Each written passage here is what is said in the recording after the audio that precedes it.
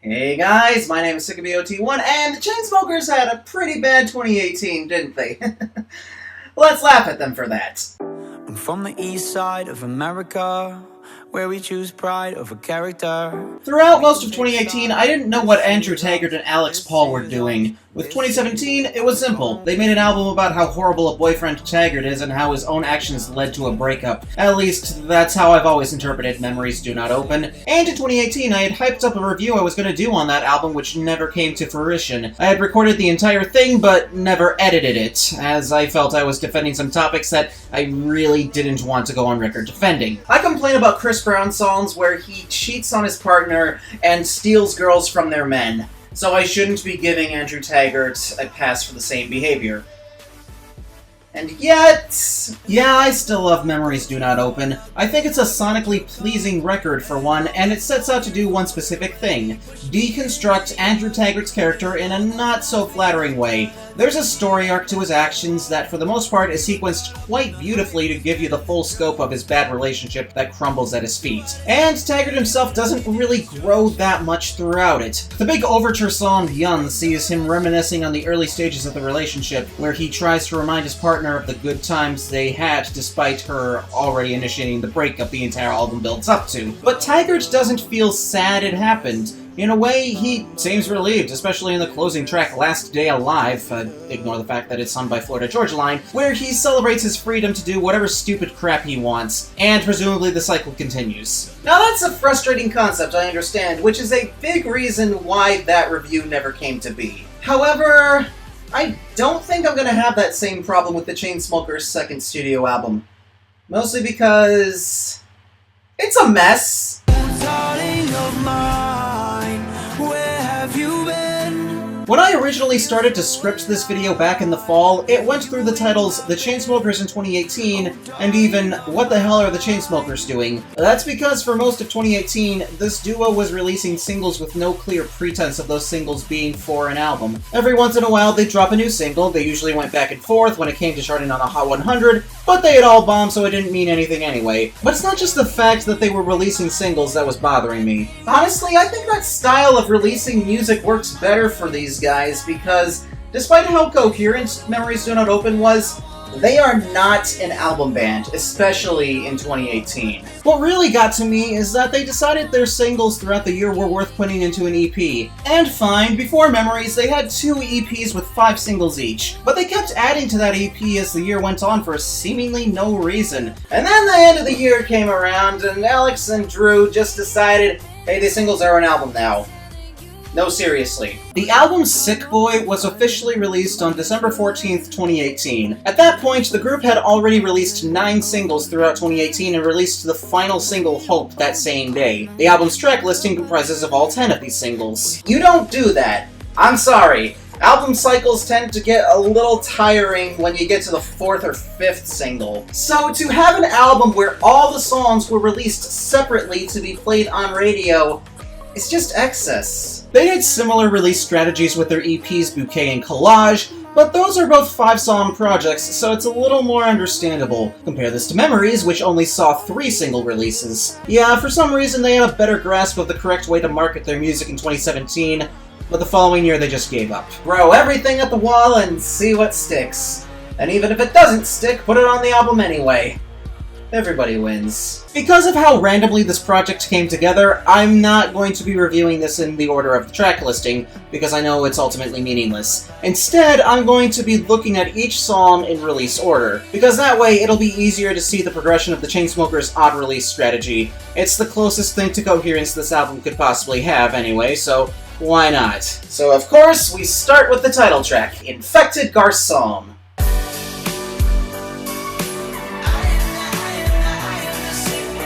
Technically, I already reviewed this, albeit as a joke video with no real analysis. It was basically a meme video. So, let's use this video to make my true thoughts on this song known. Okay, here we go. The song is stupid, but I almost respect how stupid it is.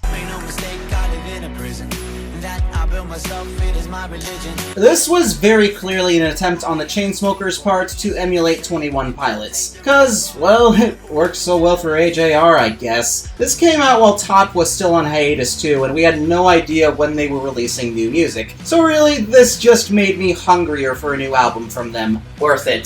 The beat's okay, I guess. It's got a spacey, almost theatrical vibe that wouldn't be out of place on a 21 Pilots album, but it lacks the ambition of Top, with basic melodies that don't go beyond just passable. It's really safe, almost like a YouTuber doing a stylistic parody of Top. And of course, the writing isn't up to snuff with the Pilots either. Tyler Joseph has said some seemingly random stuff over the course of his career, but I don't think even he would be caught dead saying something like, "How many likes is my life worth?" How many likes is my life worth?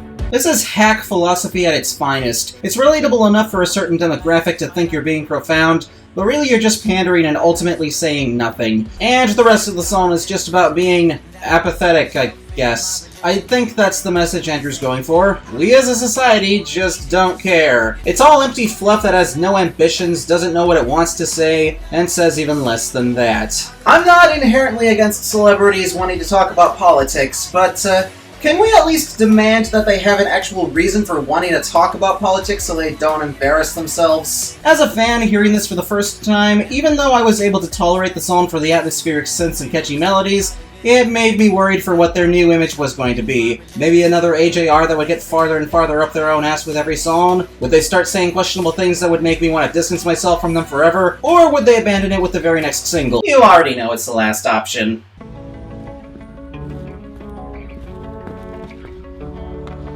I don't know about this one.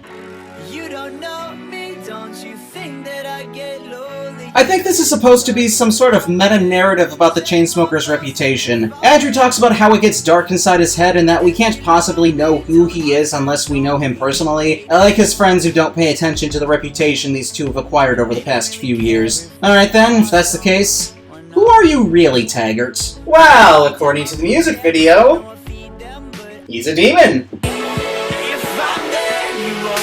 Credit where credit is due, this is an interesting video. It portrays Alex and Drew as typical civilians preparing their house for a dinner party, and then pulls a monster slaughtering out of nowhere. It gives more detail to the song than the song itself, which is kind of vague. I know I'm not losing, but I'm losing my mind.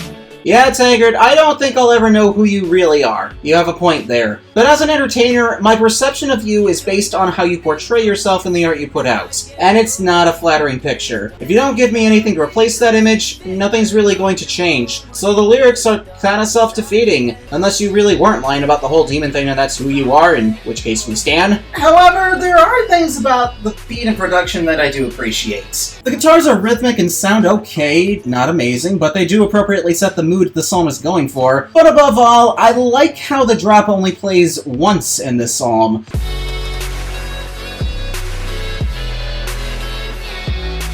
Usually when Chainsmokers songs have a drop, they play after every chorus, but here it only plays as the bridge. It's a pretty cool sounding drop too, making it more of a climactic and special moment than if we heard it 3 times throughout the song. But as inoffensive as this sounds, it really is the writing that sets this back. And they don't really care if we're awesome or not. It's just so vague and hokey, plus the line, "they don't really care if we're awesome or not," feels childish. Just that word awesome breaks the immersion that this story could have, like a teenager is writing it, so it kind of falls flat on its face with what it wants to accomplish. But all is not lost, because the Chainsmokers had another shot at their own reputations in their very next single. Yeah, I just wanna drink tequila with my friend. She says she cheated cause she's trying to get ahead.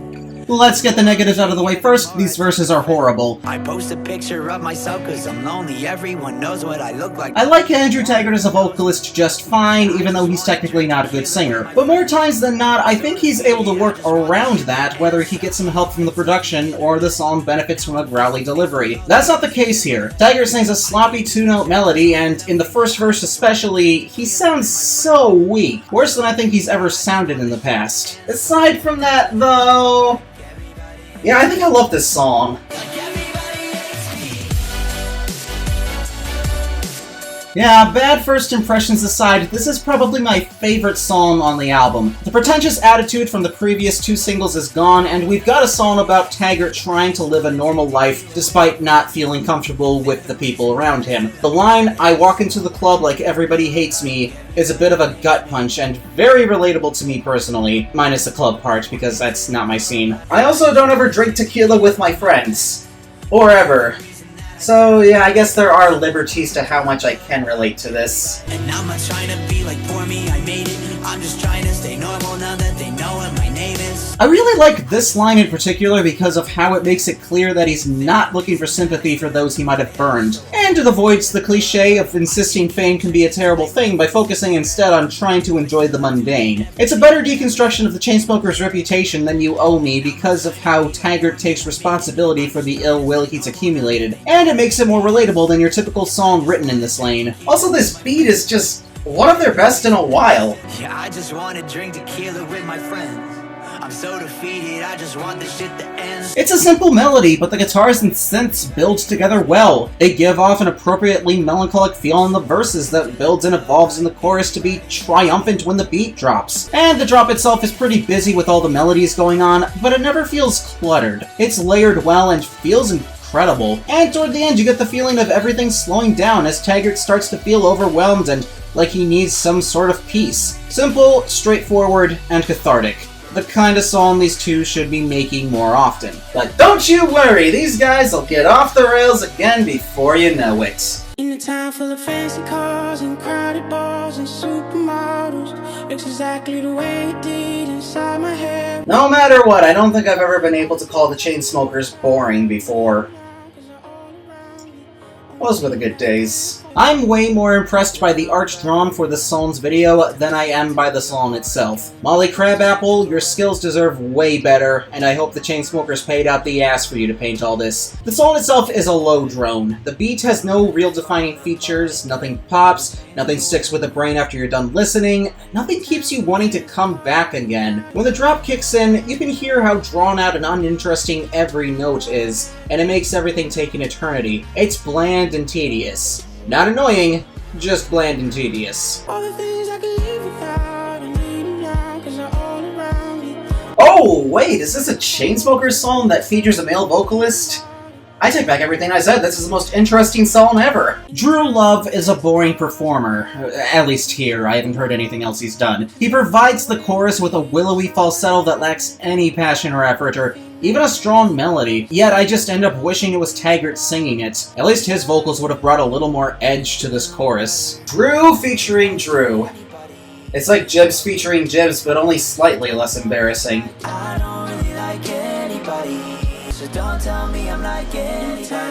Lyrically, this song doesn't offer much other than being apathetically antisocial. I don't really like anybody either, so technically the song does speak to me. It's just that there's nothing to engage with, unlike with Everybody Hates Me. It's easy to see why this only made the bubbling under and died quickly. But then Alex and Drew, not Love, went back to the drawing table and said, hey, let's take that one female vocalist that we've worked with a few times before and make some funk.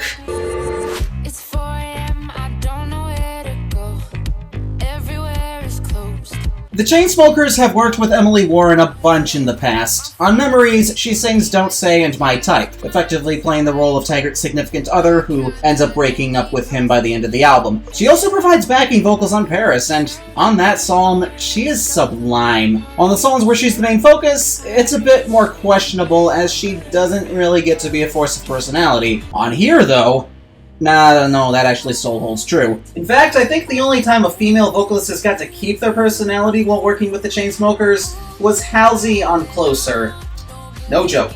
But that doesn't matter, because Side Effects is pretty great. One of the best songs on the album, up there with Everybody Hates Me. It's almost like they're pulling a Charlie Puth with this song, bringing in a meaty bass guitar to add some much-needed groove, and it pulls it off beautifully. I mean, it's a bit on the synthetic side, but that just sounds cool. You scratch the strings on an acoustic guitar when you want to make a hacky wig-wag song. You scratch the strings on a bass guitar when you want to get people to move.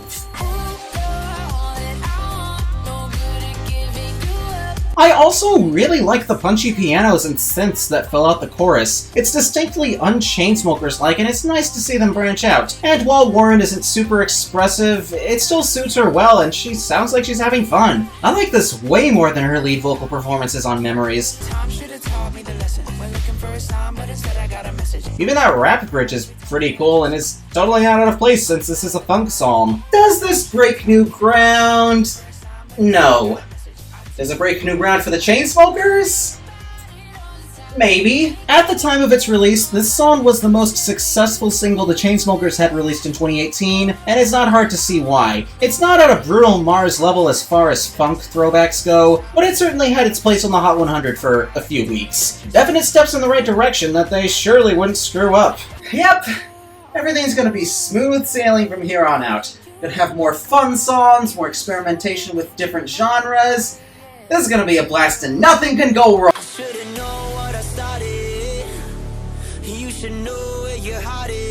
Jesus Christ, why? The Chainsmokers made dubstep in 2018. This can't be real. This shouldn't have happened.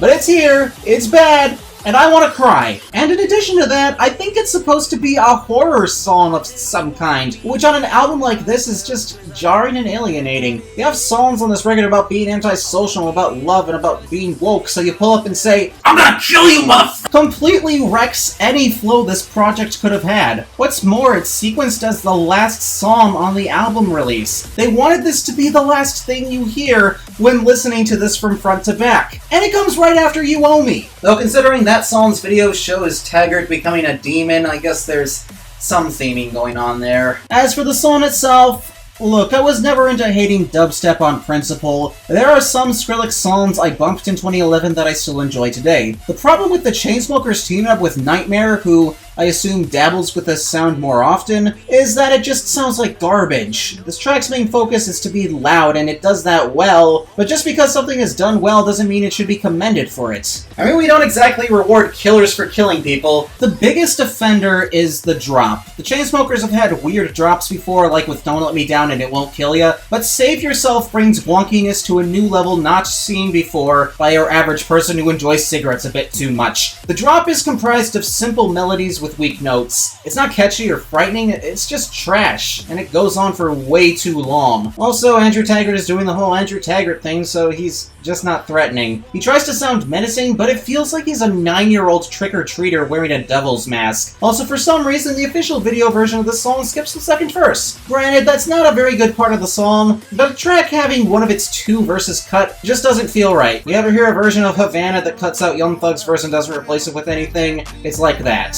And how lucky do you need to be for something like this to not kill your careers? I don't have an exact number, but it's whatever amount of luck the Chainsmokers had on their side releasing their next single. I'll tell you a story before it tells itself.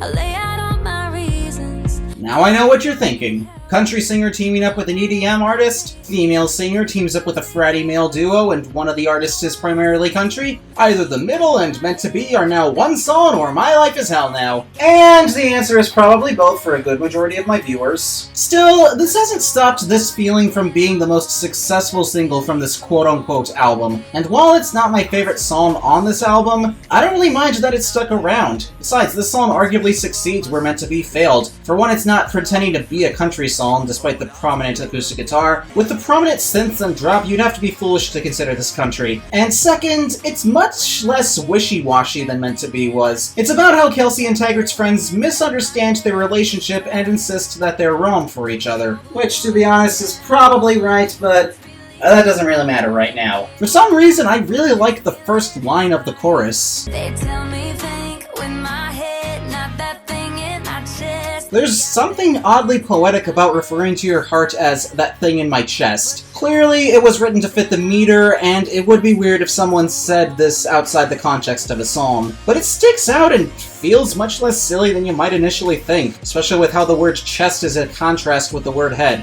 Anatomy with the Chainsmokers. Also, Taggart and Kelsey's vocals blend surprisingly well, especially when they sing the chorus together. Taggart's deficiencies as a singer don't really hinder him here either, and he sounds pretty good. The drop is pretty wild, but nothing too invasive, and the synths and guitars are pretty together. It's not bad. Not bad at all, especially for an opening track. I may have other problems with this album sequencing, but placing this first was a smart move. It just feels right. You know, after this song, I have relatively high hopes. They're gonna dash them, aren't they? I tell myself I love the silence, but maybe I just wanna hear the sound of the sirens. I tell myself I love. Here comes the sound of the sirens. Let's just save yourself again. Only the drop is trying even harder to rip off Skrillex.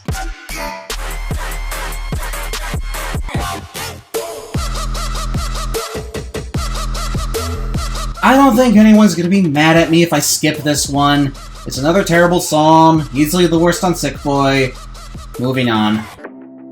Woke up on the west side, listening to beach house, taking my time. After Siren, I stopped actively following the singles the Chainsmokers were putting out, so I didn't hear Beach House until I listened to the album proper. And I wasn't missing much. This song has a similar problem to Somebody, in that the beat feels too underweight to really connect. It favors style over substance, and I'm pretty sure the production is more than half reverb. So on paper, it seems like I would love it. But here's the thing, reverb doesn't really make a boring melody interesting. It just feels slow and boring. Taggart at times in this song tries to give his all into this performance, but there's just not enough to back it up. Also, I feel like Wikipedia's reputation as a site that's easy to lie on is a bit overstated. But it's times like when it lists this song as dance pop where I think that reputation is completely warranted. How exactly are you supposed to dance to this? The drums aren't even fast-paced, they're thudding and slow, usually mostly toms. The only scene I can really picture this in is for the slow dance part of Prom. And even then, there's definitely better options for that. But you know what? At least this has more energy than Somebody. Oh, darling of mine, where have you been? I can hear some passion in this song compared to Somebody thanks to Taggart's emotive performance in a constantly full volume. Even when it's mostly acoustic guitars, I can understand what the song is going for, and it's close to achieving it. So for that reason, it's not terrible, just frustrating that it doesn't click with me more than it does. It could have been a euphoric love song, but it doesn't do enough to really get there. One more song. Can this album be redeemed by the last single? I would have walked through fire to kiss your lips. Do you still think about it? So this is how this project ends. Not with a bang, but with a whimper. Hot and heavy whiskey goodbyes. Winona Oak reminds me a lot of Julia Michaels. She's got the same awful timbre in her voice and is uncomfortably piercing, even though she sticks to a much lower range than Michaels. So that's a red flag right off the bat. And that's not helped by her over-reliance on vocorders either. Yeah, she's definitely closer to Maren Morris than she is to Taylor Swift, unfortunately. Made me feel high, 'cause you had me so low, low, low. Also, she criminally shows no personality or desire here, both of which are a necessity for reflecting on a past relationship, realizing that you wanted more. It's one of the most nondescript performances I've heard in a genre that has a reputation for stripping out singers' personalities. But I can't really blame her too much. After all, this beat doesn't leave her a lot to work with. Still see your old apartment like a bad trip. This is Diet Tropical House. Too many popping instruments, not enough excitement or passion. Even the drop feels incomplete, with the main melody still consisting of those popping instruments. There's just nothing here, maybe aside from Taggart's verse. Always another bender, I lose control. It's not a great part of the song, but these 15 seconds are the only place where it really feels alive. I almost wish he got more time to himself, since Winona Oak utterly drowns him out for the rest of the song. Yep, this has the worst chemistry of any track on this album, not even a contest. I mean, I guess that's what they could be going for. The lyrics speak of how Taggart held Winona back when they were together and how his apartment awakened some bad memories within her, but she doesn't sound like she's experiencing any emotion, so when she says that she wants to cry, I don't believe it. This song is a failure with how badly it communicates its core ideas and emotion. It's lightweight in its presentation, and it comes out as a bland ball of nothing. What a single to end things off, am I right? Sick Boy presents itself as a studio album, but it's very clearly just a compilation album. While a good majority of the songs focus on love and relationships in some way, aesthetically, it doesn't seem to know what it wants to do, so it just tries everything. Industrial, dance pop, dubstep, tropical house, moody EDM. It tries all of these things with varying degrees of success, so it feels jarring to go from the euphoria of a song like Everybody Hates Me to the blaring sounds of a song like Siren. The sequencing does get some things right, such as the first few songs on the track listing, but it's still nowhere near as cohesive as it was with Memories Do Not Open. But that's judging it as if it were a studio album. Now, judging it as if it were a compilation of singles, which is arguably how it should be judged, could be worse. I really do find myself enjoying a few of these songs, and even the ones I'm not so big on, I'd only argue 3 of them are truly terrible. There's songs here that fans can easily enjoy, maybe not as much as Paris or something just like this, but there are moments of bliss here and there throughout the Chainsmokers 2018 output, even if I could nitpick the songs I do enjoy. So what's my takeaway from this? Primarily that the Chainsmokers should stop trying to be an album band. Memories Do Not Open came together as a cohesive project, but as it stands, I don't think Andrew and Alex will be able to recapture that same level of competence. Before 2017, they were definitively a singles artist, and should probably stay that way for the foreseeable future. Hopefully that awful song they just released with 5 Seconds of Summer doesn't end up on a full-length project in 2019, because that album's off to a rocky start already if that's the case. As for the 2018 singles, well, it's clear from these why their success was stunted compared to 2016 and 2017, but it's not all bad. I prefer to cherry-pick the good stuff and leave the bad stuff to obscurity. And with how dramatically these two have fallen off in terms of fame, I'm probably not alone in that mindset. I'm sick of EOT1, I am ready for winter to end, and take care.